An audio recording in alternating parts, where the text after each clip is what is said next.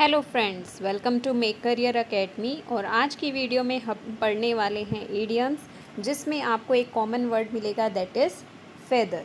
सो feather से related जितने idioms बनते हैं वो सब हम इस वीडियो में डिस्कस करने वाले हैं। So let us start. हमारा पहला इडियम है एज ब्लैक एज रेविन्स फीदर, जिसका मतलब होता है कम्प्लीटली ब्लैक। रेविन क्या होता है? Raven is a name of a crow species, जो बहुत ही डार्क ब्लैक कलर का होता है। ठीक है, ऐसा क्रो जो बिल्कुल ही टोटली ब्लैक है, उसके फेदर जैसा। ठीक है, as black as raven's feather means completely black.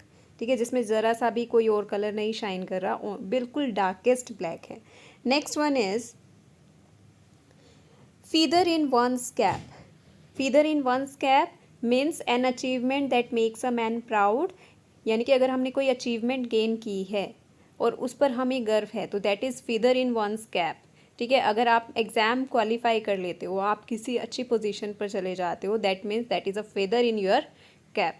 Your success in the exam is a feather in your cap. ठीक है, next one is feather one's nest. Nest मतलब अपना घोंसला, पक्षी का अपना घोंसला होता है। ठीक है, और फीदर वंस नेस्ट का मतलब होता है कि अपने घोंसले को और सुंदर बनाया जाना, मतलब कि और ज़्यादा बेनिफिट अचीव करना। ठीक है, so to achieve benefit specially financial one, मतलब मनी से रिलेटेड, आपको जितनी मनी इनकम जितनी बढ़ रही है, that is feather one's nest. So it means to achieve benefit specially financial one. Next is in fine feather. In fine feather का मतलब है कि आप बहुत अच्छी कंडीशन में, आप बहुत खुश हैं।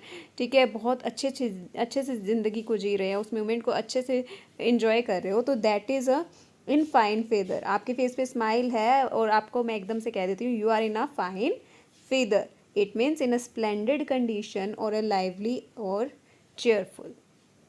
Next one is knocked down with a feather.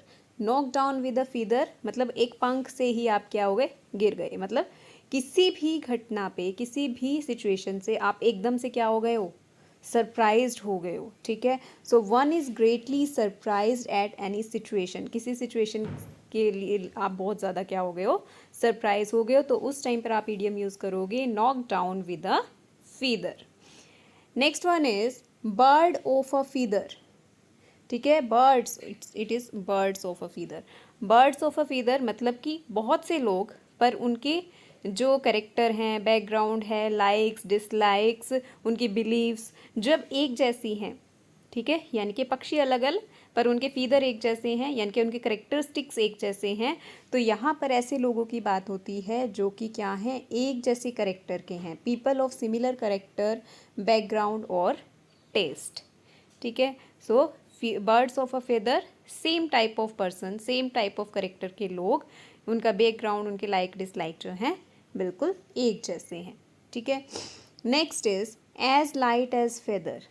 As light as feather, feather क्या बिल्कुल हल्का सा होता है, और इसी ईडियम से आंसर आता है कि जिस चीज़ में कोई वेट नहीं है, having no weight, extremely light weight, बहुत ज़्यादा हल्का है, that is as light as feather.